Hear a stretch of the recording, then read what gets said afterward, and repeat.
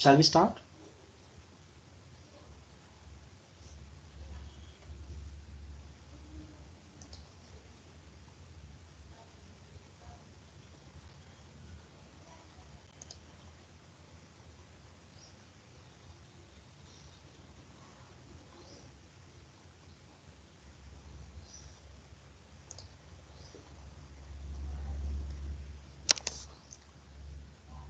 Shall we start or wait for another 2 minutes?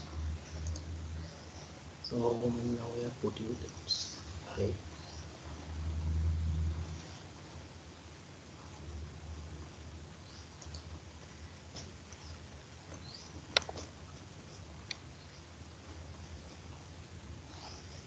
Okay, shall we start now? Okay. Welcome back to the virtual material testing lab. Uh, we have been discussed about some experiments which are comes under the minor experiments. Particularly, we have been gone through 3 experiments for particular applications. That is harness testing. So we, being in mechanical engineers, we need to know the hardness value of the given engineering materials. The number of engineering materials are available across us. So we need to take them to produce the different kinds of the engineering components, so that before going to or before selecting, or that the selection criteria will be depending upon the behavior of the engineering materials. So that we need to know the thorough behavior of the engineering materials.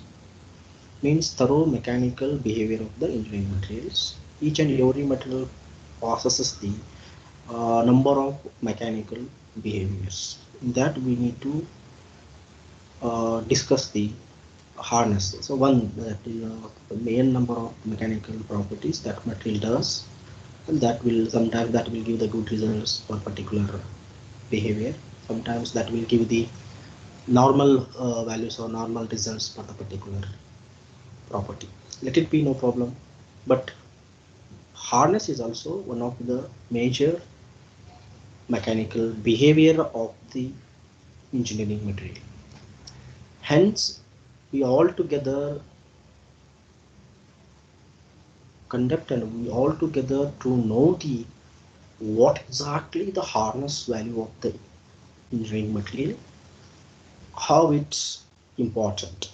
Definitely we want to make something, you want to construct something, definitely that engineering components or that engineering element should resist some loads or initial loads, or that should have some physical stability to resist the environmental attacks and any other normal loads which are acting on the surface. At least that surface should be resist a certain amount of loads, that initially that we can call it as hardness. Hardness is one of the physical property.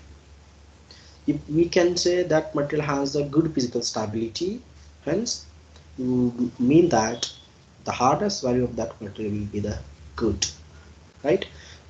This is the phenomenon. This is the reason now we are going to conducting the hardness value of the given samples. In that, suppose if you want to conduct the hardness number of that particular engineering material, here we have 3 different methods, which all the three methods are very important. I told you that we have to have the practice of all the 3 experiments, all the 3 machines, experience about all the 3 machines, and also the procedure and everything. We have to have that information and that practice. We need to conduct all the 3 experiments, so that we are already gone through simulation about Rockwell harness, Brinell harness, and Vickers harness also. How Rockwell harness testing is performs, and how the Vickers and Brinell machines are performed. So what will be the parameters, and how we need to select the parameters, and how we need to control the machines. All the parameters: load, scales, selection of material itself, dwell time, minor load, major load, all these are activities are very, very important. These are the practical activities. We make ensure these activities while conducting the experiment. Also, we have to have the information regarding this, what exactly they all does. So this will be helpful for your the final examinations. I hope you are understanding how these machines are practically does, that we can able, that we can able to understand through the simulation. Already we have been gone through the simulation. I hope you understand how these practically they are works through the simulation. So already we have discussed all these things. Now I will take you into the next experiment. Today we are planning to conduct the impact test. So this is also one of the major test. We need to know the impact value of the engineering materials, because then only we can able to suggest these engineering materials to the particular applications. Some applications, before going through this experiment, I would like to share you with you why we need to conduct this impact test, what exactly the impact loads are. Because here we need to apply the load in harness.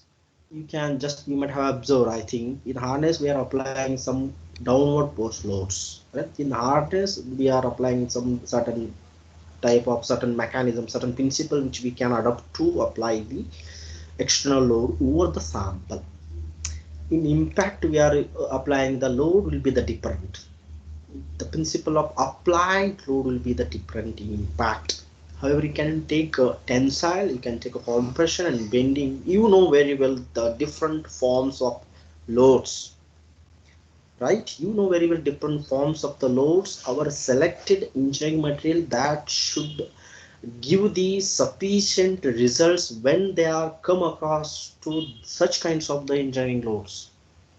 It may sometimes it is come across to the, or come across, or it is when undergone to the or compression load. Sometimes it will come across the tensile, sometimes it is come across the impact load, sometimes it come across bending or torsional. So that particular material that will give the, whenever it come across such kinds of the load formations, that material will withstand and that will give the good results. Such kinds of materials we can, being an engineer, so we are going to select and suggest to make something useful or to create something that for the useful applications, right? That's what here we need to understand what exactly the impact flow. Suppose that particular material has a good impact values or good impact results, then how can I utilize these kinds of the engineering materials? Where exactly I can fix this material, where exactly I can set these materials, what kind of the applications I can suggest these materials. That will be very, very important. All these things, uh, meanwhile the simulation we can able to understand through this lab. So now I will click on the IZOR, so impact test, and here in impact test, we have two methods or two procedures which we can able to perform. One is IZOR, other one is a Charpy. The main aim of this experiment will be the same, but the way of conducting the test is different, right? There will be the parameter difference in the both experiments. Hence, we can give the different names ICHOR and Charpy tests. But both our methods or both the procedures will give the impact value of the particular sample, right? But in further we can discuss the what why we are taking the two methods and how these are important each. That I will discuss. The theory we already we have been discussed in our classroom. In this theory only we can able to define what exactly the impact strength of the engineering materials. Anybody wants to answer this, or can I expect the answers from you? What do you mean by impact strength? Hmm? What do you mean by impact strength?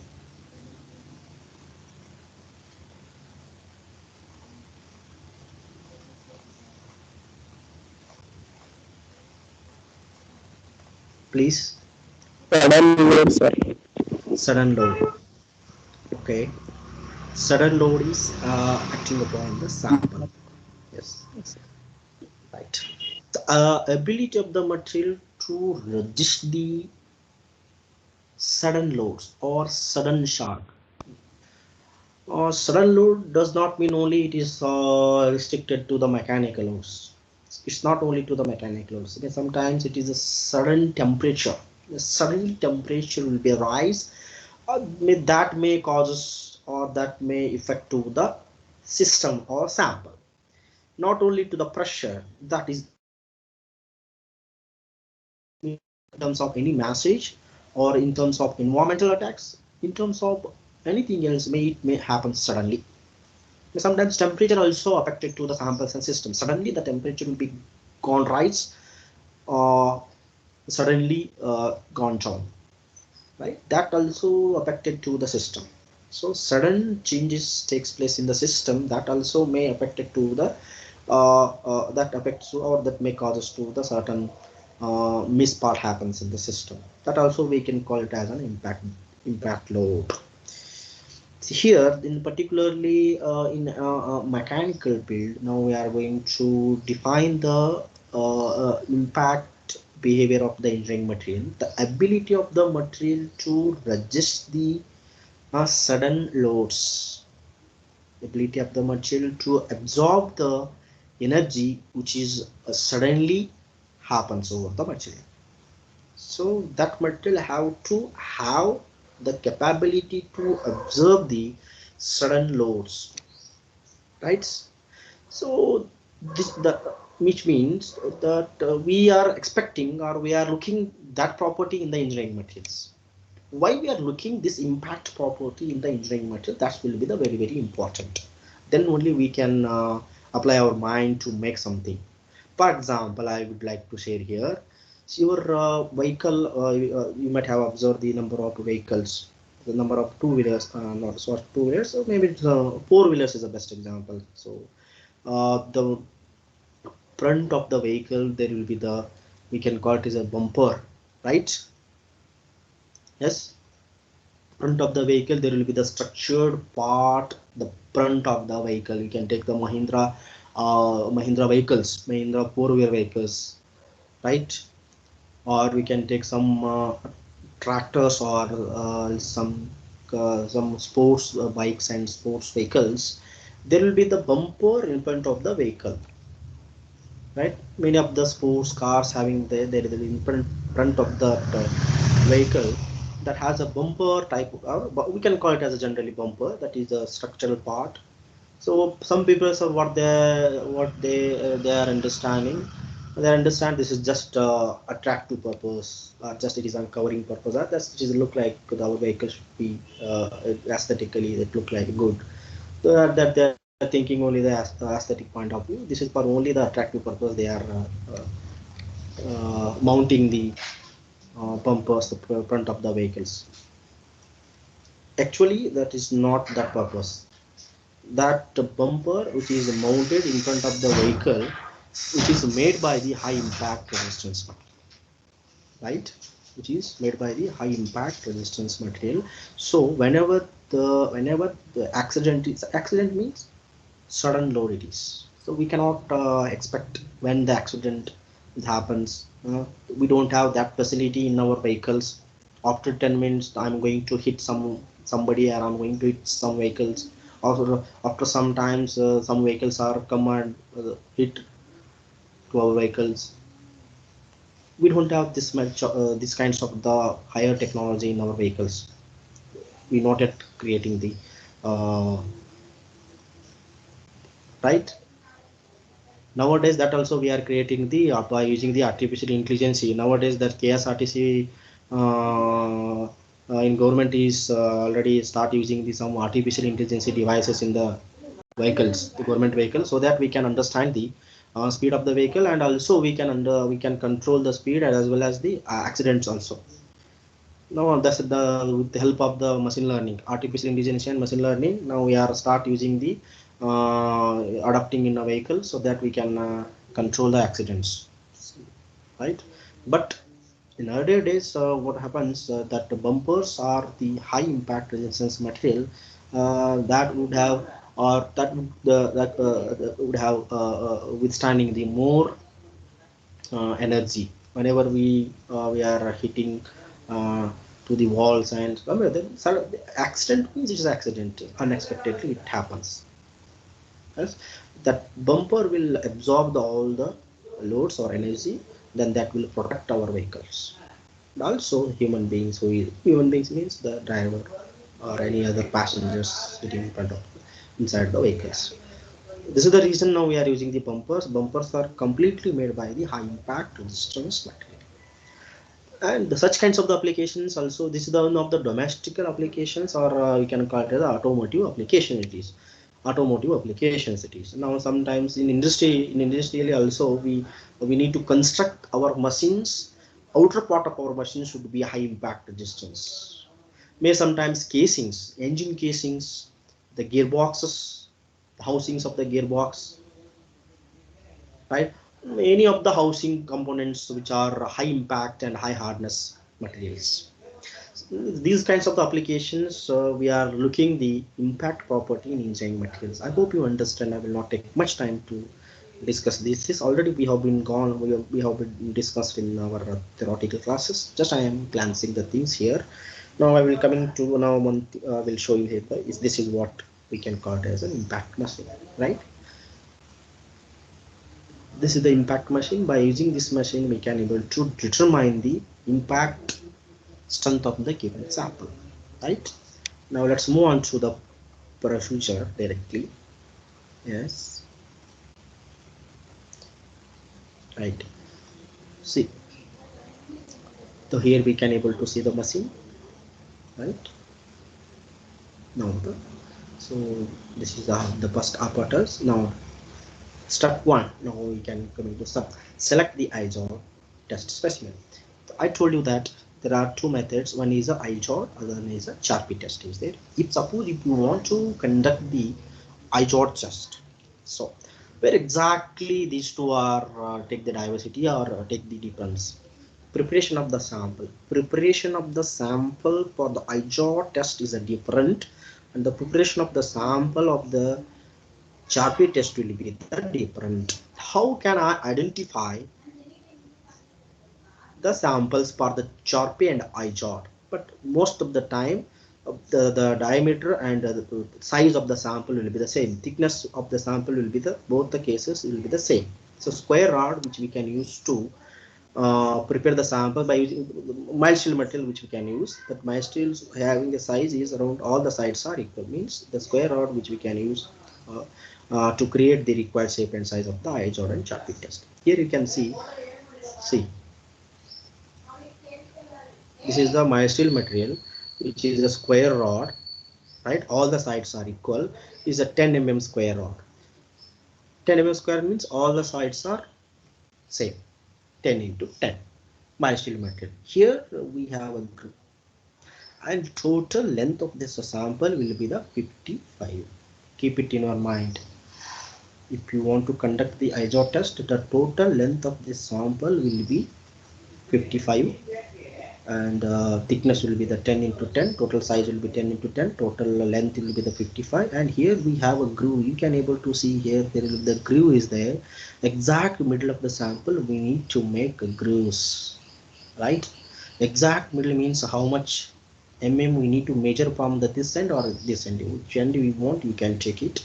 The how much we will take. Exact middle means from here to here how much we need to take from exact middle.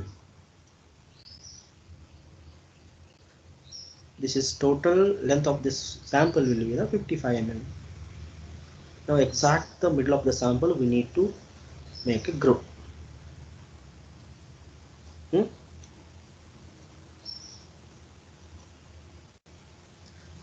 Sorry, this is I think it's not Charpy, it is IJOD test. So IJOD test means 75 mm length. Charpy is a 55. This is the IJOD test. Sorry, don't get confused. The IJOD test. This IJOD test here we have a 75. So the people are mentioning the 76, not 76. Exactly the 75 mm. total length will be the 75 mm. So they are making a groove here. They are showing the exact middle, but actually the ISO test here we can take the 25 mm out of 75. Here you can measure from this end to 25. So exact, which means 75 portion. So 75% portion will be the inside. Only the 25% will be the so outside whenever we are conducting the experiment, because we need to insert this ISO sample in vertically. So this entire 75 portion will be into the machine and only 25 portion will be exposed to the pendulum. Hence we need to take the from here to here there will be the 25 mm. Remaining the thing will be inside the machines. From this end to this, total length of the sample will be 75. From here to here there will be this will be the 25 mm.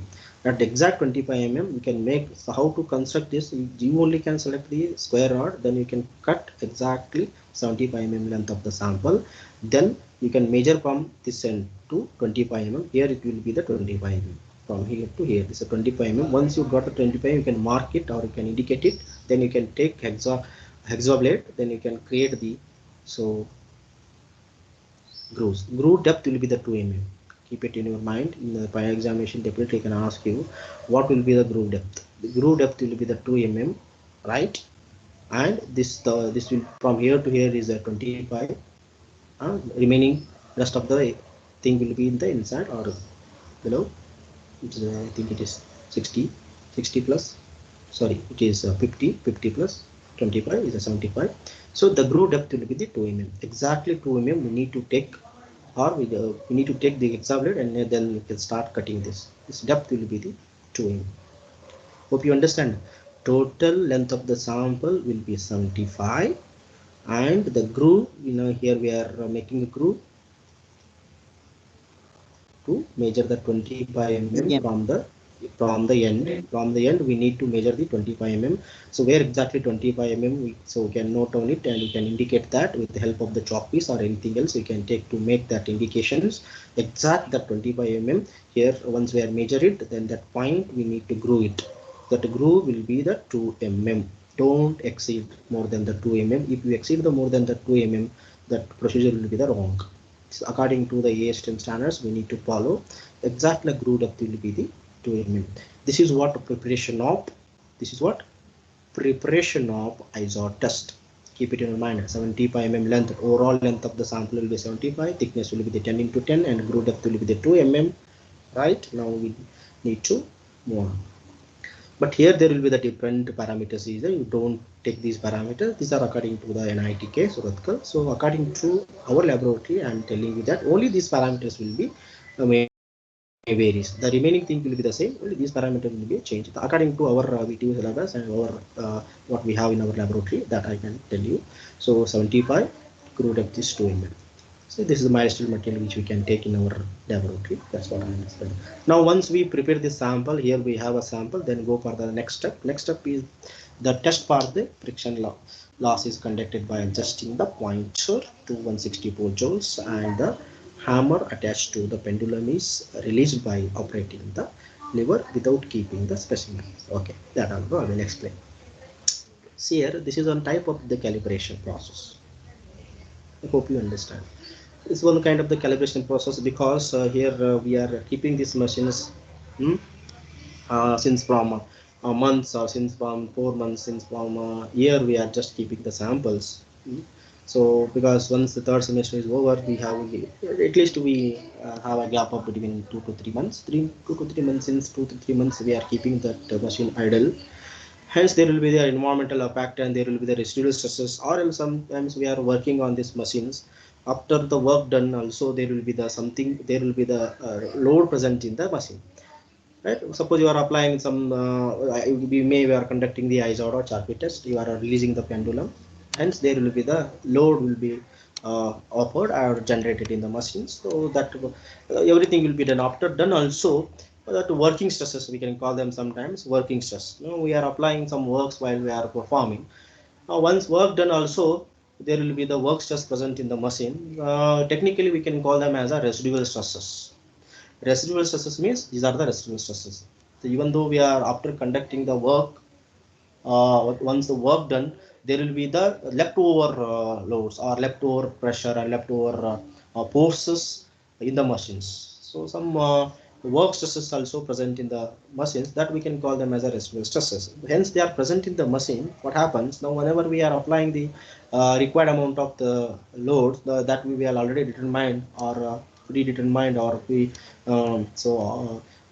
pre-selected material loads depending upon the material we are selecting the loads, that load we are once we are applying, what happens already there will be the residual stresses present in the machine, the around about 2 joules, 3 joules, 4 joules, 5 joules, up to 5 to 6 joules already that will present in the machine. Once we are applying something amount of the joules, so for example now you are applying the 164 joules, we need to apply as per the procedures, as per the type of the material, we need to apply 164 joules over the machine. But already that is the, this is what about the as per the standard formation, as per the standard ISTM standards, which we can apply the exactly 164 only. But what happens already the residual stresses are also present in the machine na? Around about 4 joules already residual stresses present in the machine. If you are applying 164, what we will consider, only 164 we will consider while calculation. But once we apply this 164, also there will be the 4 percentage of or 4 number also 4 joules present in the residual stresses. Now how much it is? 164 plus 4. 168. 168, it will becomes 168, but what exactly we will take while the calculation, we are at the time of the calculation we need to take only 164 because we are applying the 164 as per the procedure, as per the standards. But the residual unexpected we are unexpected loads are also presented here in the machine, but hence it becomes 164 instead of 164. Now we are taking the 168. Immediately it will be but while we are calculations or simplification, that will show the sometimes it will show more low more values, sometimes it will be the less values. So this is not a proper procedure and proper way to conduct the experiment. Now we need to set this machine should be shown in 0 value. Now we make ensure that this machine is free from the residual stresses. Be careful, it's very important. It is a technically, so whenever when once you become an engineer, so suppose you are working on these things and these areas, you have to have these knowledge, very important. Calibration of the machine is very important. Unless we are not doing all these things directly coming and conducting the experiments is not a matter. The matter is here we need to make ensure that before conducting the experiment we need to check out whether the machine is proper in condition or not. Then we need to check out the residual stresses are present or not, because we are not a god. We don't whether unless we are not conducting the experiment, we don't know how can we come to know whether the residual stresses are present or not in the machines. That's what the things we make ensure this machine should be at 0. And so then what we will do, sir? Simply don't insert the workpiece. Just you can release the pendulum, rise the pendulum, and launch it at to a required degree. If you are conducting the ISO test, then you can take your pendulum up to. So ISO test just 90 degree you need. If it is Sharpie, we need to rise the pendulum 135 degree.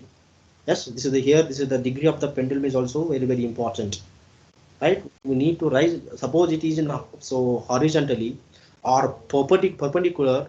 If it is exactly perpendicular to the column, that we can call it as a 90-degree pendulum. Suppose this pendulum is coming like in this form. Suppose we are rising from 90 to 100 and 100 and 130. So if the pendulum is goes on increases, definitely the potential energy will be increases. So in for Charpy test, we need to rise the pendulum up to 135 degrees, right? If it is IJOT, we don't need to go for 130. Just the 90 degree of the pendulum is enough. So here this is not exactly 90 degree. You make ensure this because of this IJOT test. So you make ensure this pendulum should be perpendicular to the column, which means now we are setting the 90 degree without putting the machines, because we need to calibrate, we need to set the machine in 0 conditions. That will not show any residual stresses, that will be show the 0 only.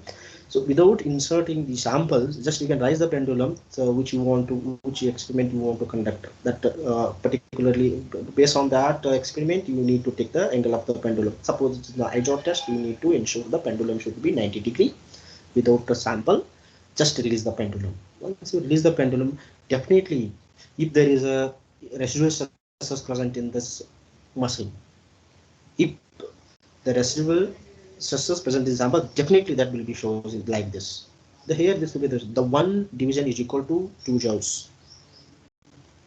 Right, the one division is equal to 2 joules. Suppose it shows the more than one, I think it is, or not more than one, just it is from this is 0. Suppose this will showing like this here, or sometimes it will show like this. If exactly shows the second divisions, which means there are 2 joules, this is 0. Definitely this pointer will show the 0 only. If it is show 0, then you can understand there is no residual stresses present in the sample. Suppose you are this is the pendulum. If it is there, definitely that will show somewhere in the divisions or middle or exactly the one division is equal to 2 joules are present. Suppose it shows the one division. If the pointer will shows, so when we are not placing the sample, just we are raising the pendulum, just we are releasing. Now it shows the one division, which means the 2 joules already present in the machine. That is what residual stresses already present in the machine. Okay, you can note it. You have to note that. Yes, one division you have to note, which means 2 joules are already is there in the machine. You note it. Then you can take the 164 joules.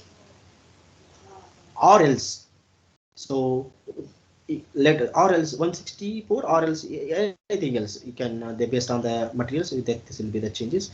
Then now you can so place the sample, then you can release the pendulum.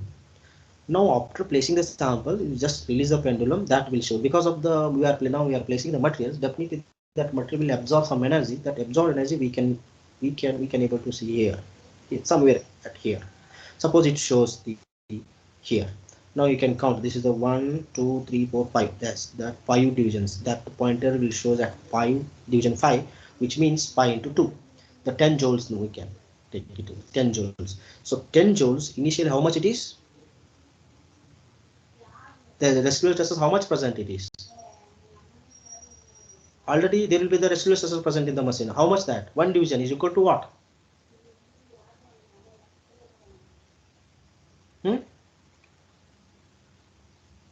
Am I audible? Hello? Yes, sir. Yes, sir. Yes. Already there are two. Already this already without sample we are releasing. At that time this pointer of the pendulum will show the one division. So that is 2 joules. Now we are placing the sample. Then you can release the pendulum. Same degree pendulum. Now this will show the 6th division or 5th division. So 5th division means 10 joules, right? Initially it is a 2 joules. Now you need to remove the 2 joules, means 10 minus 2. Now exactly how much? Because already 1 division plus 4 division, it becomes 5 divisions. Right now, which means Okay. now it is, yes, now it is 10 joules. So 10 is equal to 10 minus 2.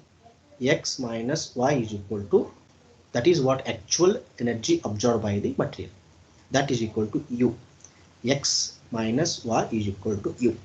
X is the residual stress value. Y is the energy absorbed by the material is equal to U. U is the total energy absorbed by the material. So X is already 2. Sorry. So X is the absorbed energy. Absorbed energy is 10 minus Y. Y is the residual stresses. 10 minus 2 is equal to U, means 8. U is equal to 8 because 10 minus 2.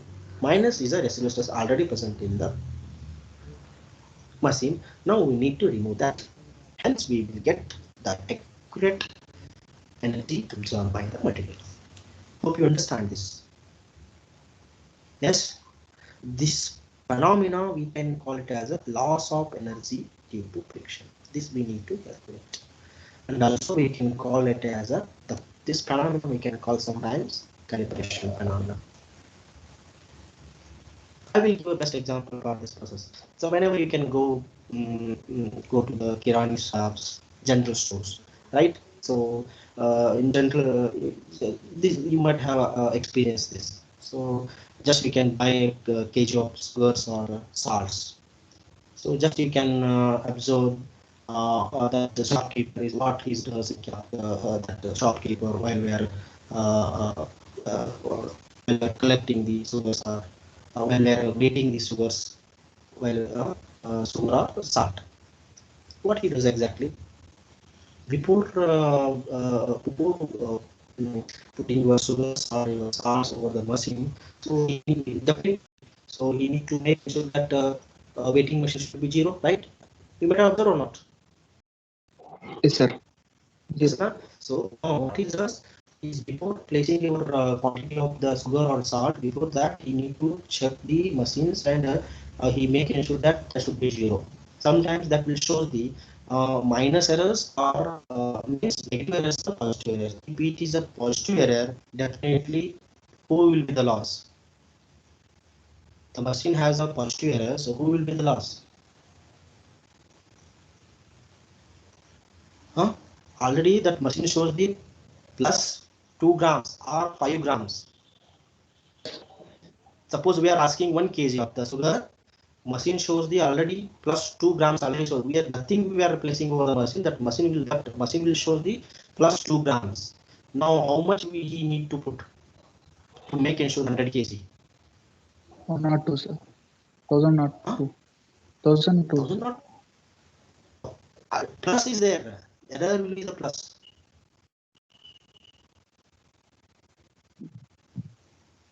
So 998. As 9 98. 9 90. Who will be the last now? Sir? Shopkeeper will be lost or that the Sir, customer. we are last, sir. Yes, we are lost because already the machine is in the Sir, customer positive. is last. Yes, customer is lost.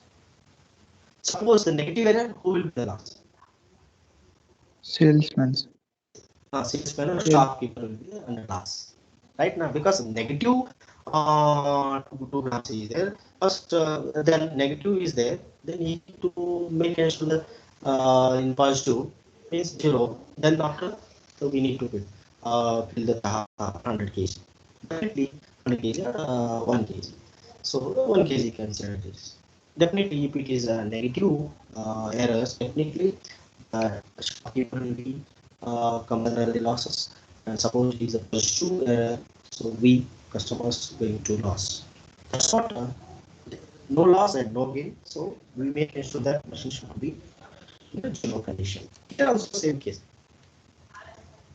Here also same case. That's what we need to remove the frictional losses in the material. That's what we just without placing the samples, we need to raise the pendulum and release the pendulum. Suppose it will show that value, any values, you can note it, then you can subtract or minus that value into the overall energy absorbed by the material. That's one case. This is very, very important. Now coming to the second step only that I will tell you. This is what 4 joules. This is the what it is, just friction losses conducted by adjusting the pointer of 164 joules and hammer attached to the pendulum raised by the operating the lever without keeping the specimen. So without keeping specimen, this will shows the 4 joules. After keeping the specimen, just release it. Suppose that will show the 10 joules. Now 10 minus 4. Exact or accurate energy absorbed by the material will be 6. So this you make ensure this calibration or friction losses.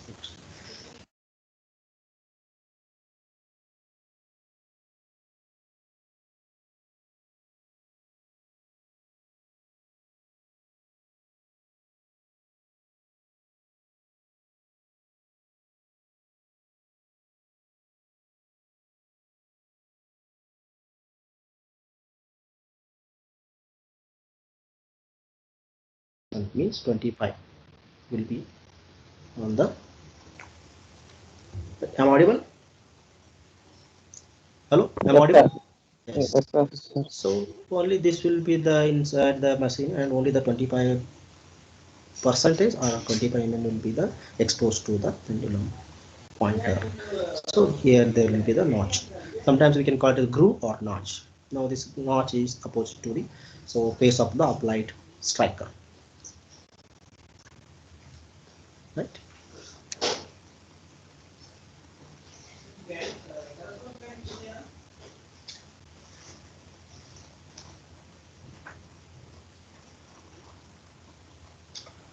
Okay. So I would like to explain through this. Once you make ensure all the machines and once machines will be in zero condition or calibration is over, now you can select the material, keep in this directions. Now this will be the opposite to the face of the striker. So in a pendulum we have a, so at the inside of the pendulum, so here this will be the pendulum. So this pendulum will be hit the workpiece. So there will be the head of the pendulum here. Inside there will be the strikers. We can call them as the strikers. That one type of the striker is flat, another, whereas another type of the striker is also available. That is the point edge. So here in the ISOR case, we don't want a point edge. We need the flat edge. So the flat edge means it just look like a knife sharp. Have you seen the knife? So that edge will be, the edge means that look like a knife, so knife sharp.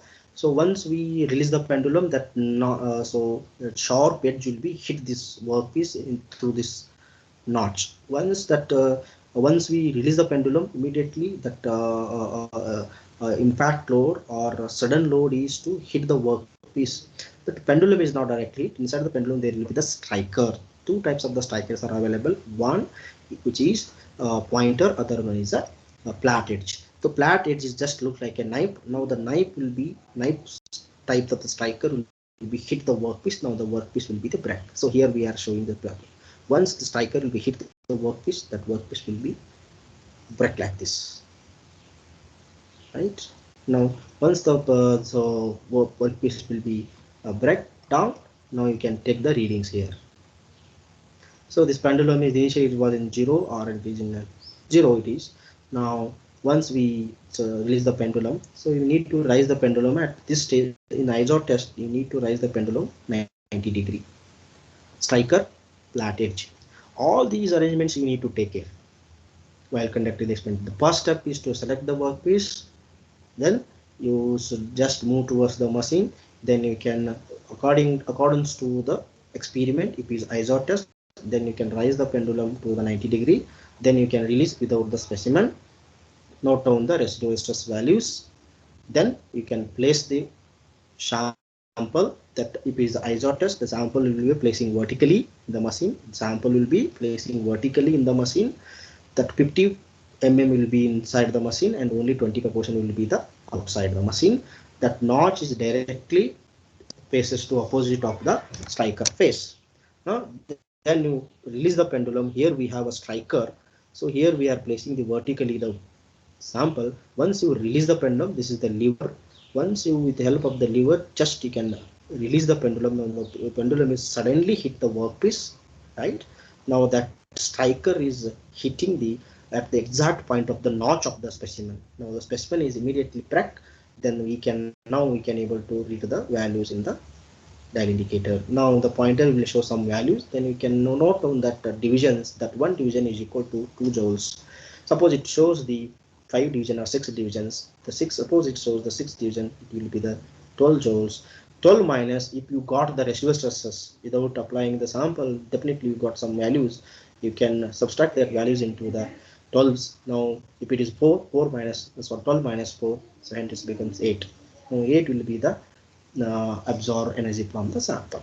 Right now these are the calculation that I will tell you. The calculation is very simple. So formula for the calculation is yes. So U divided by, so applied force, you know very well U. So the final formula of the impact test is U divided by A. So here there will be the different formula they are giving you. Our formula is very simple. U divided by, just you can note it. So U divided by A. U is the absorbed energy. Impact strength is equal to U divided by A. U is the absorbed energy. A is the area of the specimen. Area of the specimen, how much area? Now you can calculate, because the square rod having the this is a square rod having the thickness of 10, which means all the sides are 10. Now what will be the value of, what will be the area of this sample now? This having the thickness around about 10 mm and all the sides are 10 mm.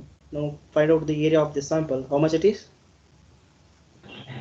10 into 10, sir. 100. 10 into 10, 100%, 10 into 10, 100. Yes, but 10 into 10, it will be the 100, but you don't take 100 because that will be the overall area of the sample. If you overall area of the sample, so you don't take that overall area of the sample. You need to take the effective area of the sample. Why? Because already we have been removed the 2 mm with the help of the hexablade, right? Why? Because that fracture is takes place only into this direction. If you are not making a groove, that one stroke and a single operation, that material will not break. How many times if you want to take, we need to break the material in a single stroke because it is time dependent experiments. We need to finish 2 experiments within the time, hence we need to break the samples in the first trial only. Or else what happens, you need to conduct the experiment number of times, and also you need to choose the materials, or you need to collect the different new samples, because the once used sample we cannot use again, because that will be affected by some loads, that will not give the correct result. So this is all these things, depending upon all these criteria, now we make that the sample becomes weak by removing the 2 mm. Now once you are removing the 2 mm from the sample with the help of the hexablades, now it becomes 8 mm, because from here the 2 mm is groove, means 2 mm is already gone. Now what will be the remaining, or how much, the rest of the 8. Now you can yes, 8. Now we are remaining is will be 8. Now you can take the effective thickness or effective area. Effective thickness will be the 8 mm. Now the effective area will be the 8 into 10. 8 into 10, how much it is now? 80. 80. Now 80. U is, assume it is U absorb energy. Absorb energy, sometimes it is 5 divisions, 6 divisions, 7 divisions. If it is a 7 division, 14 joules. If it is a 5 divisions, 10 joules. So you can take that 10 or 12 joules, then you can subtract into the frictional losses. Frictional losses, if it is frictional losses 2, then 2 minus 12 will be the 12. If it is frictional losses 0, y value is 0, then no need to calculate it. Y means 0 means 0 it is, what we are observing the absorb energy is finally, that will be the correct. Okay, if you have any residual stress present in the machine, that you can substitute in the, or you can minus it. So you can take that 2 mm in the overall energy, that will be the U divided by cross sectional area of the sample. Cross sectional area will be the 8 into 10, and absorbed energy, assume it is 12 joules. Now hence it becomes joules per mm square. 12 divided by 80, or 10 divided by 80, like that. Once you simplify this, you get something value, that will be the impact strength of the given sample in terms of joules per mm square. I hope you understand about this procedure, right? And here there are different parameters we need to make ensure. What are those? So one is, if it is a IJOR test, that the first step is to select the workpiece. The total work, very important, at the time of the examination we are keeping you 2 samples in front of you. We are keeping the 2 samples, that one has a 55 mm length, whereas other has a 75 mm. So as per your question, as per you need to conduct the IJOR test, then you need to select the which sample has a total length of the sample has a 75 mm. That will be the suitable for the IJOR test. Total length of the sample will be the 75. Then you need to make a groove. But in examinations, already prepared samples we will provide you. Actually, procedure is that you need to prepare the sample. You only can prepare the samples. You can collect the sample. You can go for the workshop and you can select the square rod. Select means available square rod is there. Then you can go through the workshop and take the hexa blades, and you can cut the samples as per your requirement. Then you only can make the grooves. But this all things will not happen within 3 hours. This will be the very difficulty. When in practice laboratory we can take this, but when we are coming to the examinations, it is time dependent, so hence we will not allow you to prepare the samples. The prepared sample we will provide you at the time of the examinations, right? The prepared samples are available in front of you. So depending upon the questions, you need to select the samples, whether IJOR or Charpy. IJOR 75 mm length, Charpy 55 mm length. That is first step. Second step, friction losses you need to determine, Third step, you need to place the samples as per the ISOT test. Vertically you need to place, and this will be the pace will be the opposite to the striker pace, right? Striker, what kind of the striker we need to take? Here two types of the strikers are available. One is the uh, point edge, other one is the flat edge. Which one you need to take? Point Flat it. edge. Not, no, not point. Point means just like a tip of our ballpoint pen. We don't want such kinds of. That is the Sharpie test, because yes, flat edge. That point edge we need to take for the Sharpie test. Why we need to take the point edge for the Sharpie? I will explain the later next class. But this class, because this also, this is the groove is there, no? This groove is there. This groove we need to, so we need to take the flat edge or knife edge. Knife edge will be fixed into this groove, and that will be hit the workpiece. Now in this direction, workpiece will be the bent. Now the pendulum, angle of the pendulum, how much for the ISOT test? Angle of the pendulum, how much? 90 degree. Yes, 100%, 90 degree. So we need these. These are the important things. Angle of the pendulum, 90 degree. Striker, flat edge or knife edge. Placing this sample into the machine vertically opposite to the striker pace. Then the groove depth 2 mm. Total length of the sample 75 mm. Right? If you know all these things, you does mean that you are conducting the experiment. Yes, sir, definitely. So now we'll go for the simulations. Right.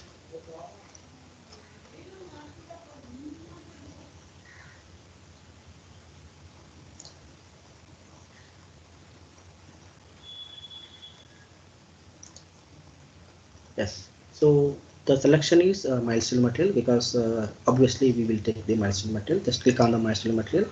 Yes, the mild steel material 75 mm. Here you can able to see. As I told you that, so 75 mm, because it's ISOT test. Now we need to take the total length of the sample will be the 75 mm.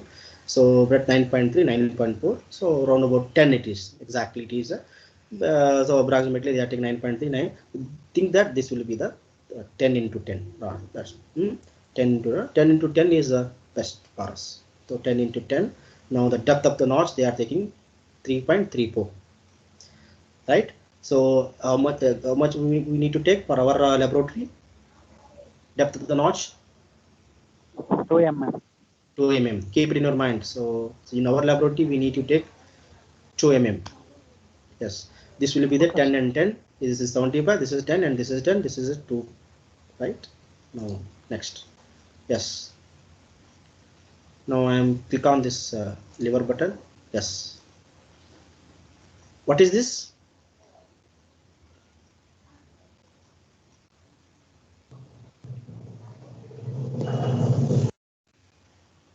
Yes. What is this? What is the second step? Huh? Impact load. Okay. Yes, it is impact load. Release. What will be the next step? Second step. What it indicates? Releasing pendulum.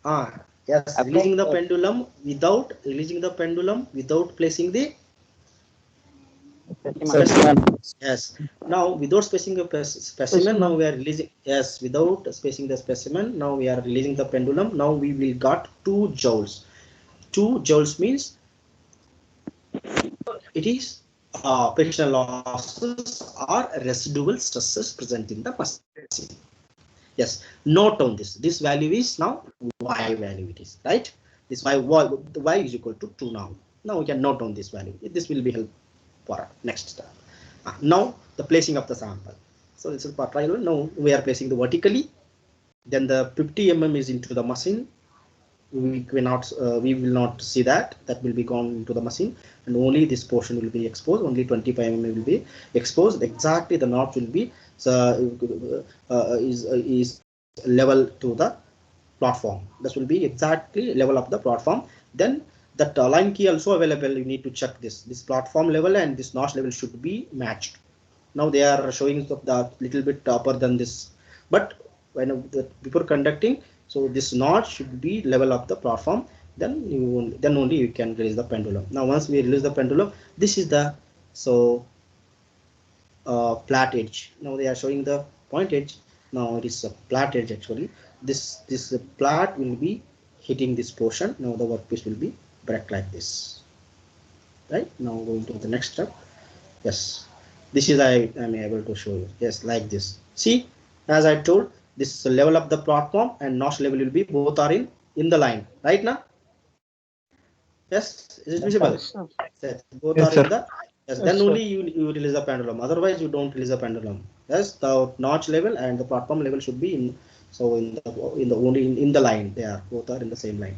Now we are placing the pendulum. Yes.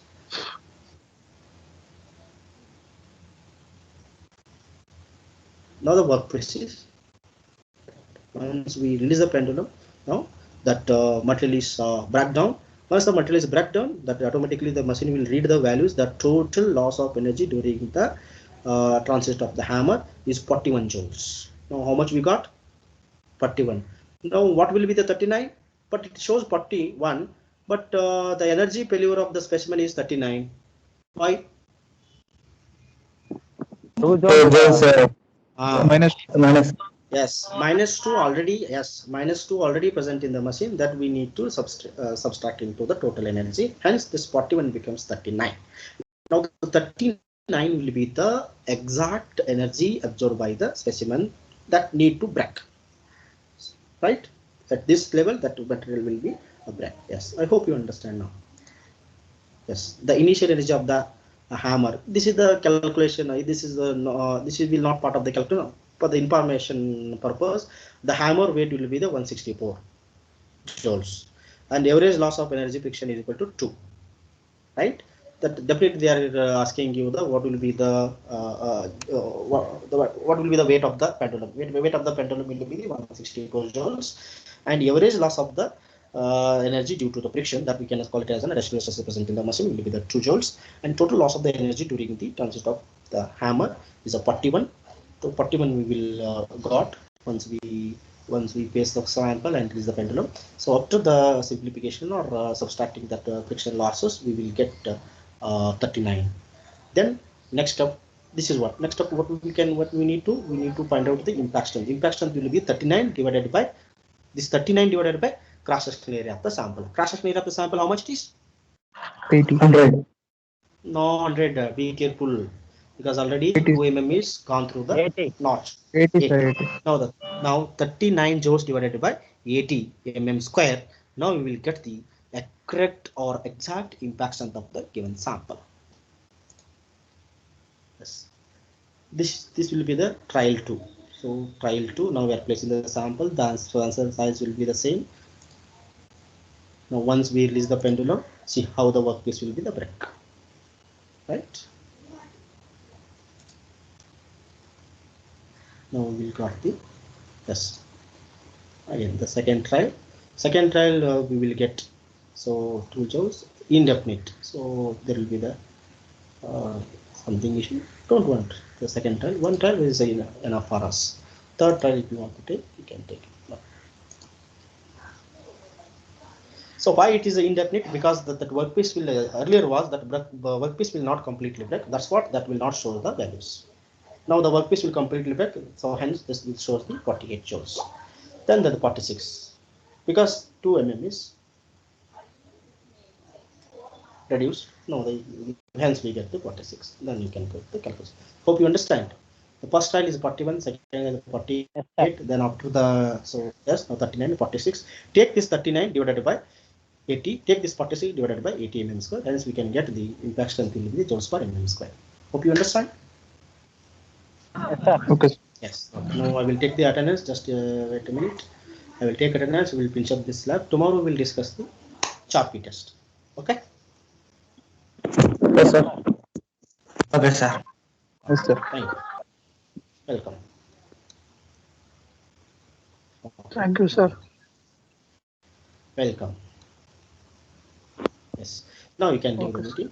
Oh, now you can do the meeting. Okay, Thank you, sir. sir. Okay, sir. Thank you, sir.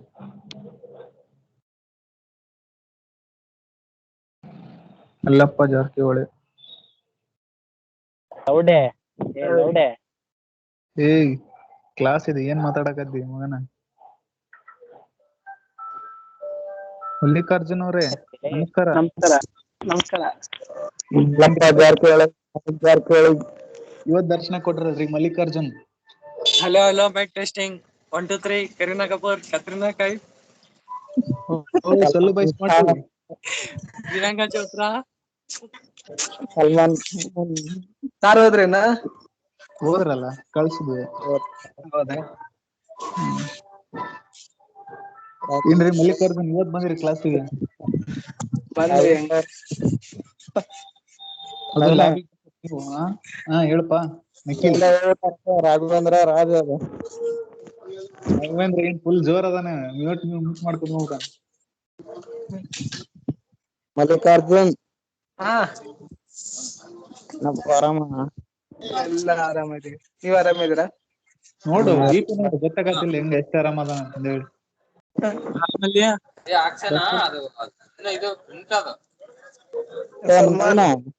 ಹಾ ಹೇಳಪ್ಪ.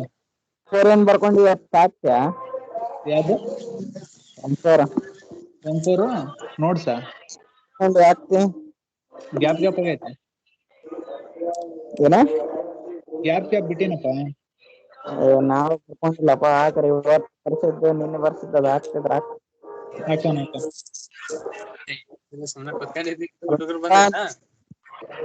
ಏ ರಾಜು ಮಾತಾಡು. Friends bye. ಬಾಯ್ ಬಾಯ್. ಹುಲಿಗೇಶ್ ಲೇ ಅವನು ಕೇಳದ್ ಬಿಟ್ಟು mute ಮಾಡಿ ಹೋಗ್ಬಿಟ್ಟಿರ್ತಾನ ಅವನು ಹುಲ್ಗೇಶ್. ಅಂಗಡಿಯಾಗ ಕುತ್ಕೊಂಡಿರ್ತಾನ ಅವನು. ರಾಘವೇಂದ್ರ ಮ್ಯೂಟ್ ಮಾಡೋಣ. ಎಲ್ಲರೂ ಮ್ಯೂಟ್ ಮಾಡಿ ಮಕ್ಕ ಮುಟ್ಟಾರನಪ್ಪ, ಅದಕ್ಕೆ ಏನ್ ಗೊತ್ತಾಗಲ್ಲ. ಯಾರಪ್ಪ ಅದು? ನನ್ನ ಹೆಸರು ಹೇಳೋರು. ನಮಸ್ಕಾರ ಗುರುಗಳೇ. ನಮಸ್ಕಾರ. ಏನ್ ಫುಲ್ ಸೈಲೆಂಟ್ ಎಕ್ಸಿಟ್ ಆಗ್ಬಿಟ್ಟ ಅವನು. ಮತ್ತೇನ್ ಸಲ್ಲ ಬೈ, ಊಟ ಆಯ್ತು ಬೈ, ನಿಮ್ದು? ಇಲ್ಲ ಬೈ, ಈಗ ಮಾಡಕ್ ಹೋಗ್ಬೇಕು ನೋಡು. ಫುಲ್ ಬಿಜಿ ಕ್ಲಾಸ್ ಕೇಳೋದ್ರಲ್ಲಿ. ಏನ್ ಮಾಡ್ತಿ ಬೈ, ಪಾಸ್ ಆಗ್ಬೇಕಲ್ ಬೈ. ನೀವಂತೂ ಪಾಸ್ ಆಗ್ಬಿಟ್ರಲ್ಲ. ನೀವು ಫೇಲ್ ಆಗಿದ್ ನೋಡ್ರಿ. ಏನೋ ಬೈ, ಅದೇನು ಪಾಸ್ ಆದಂಗಿಲ್ಲ ಬಿಟ್ಟಂಗಿಲ್ಲ.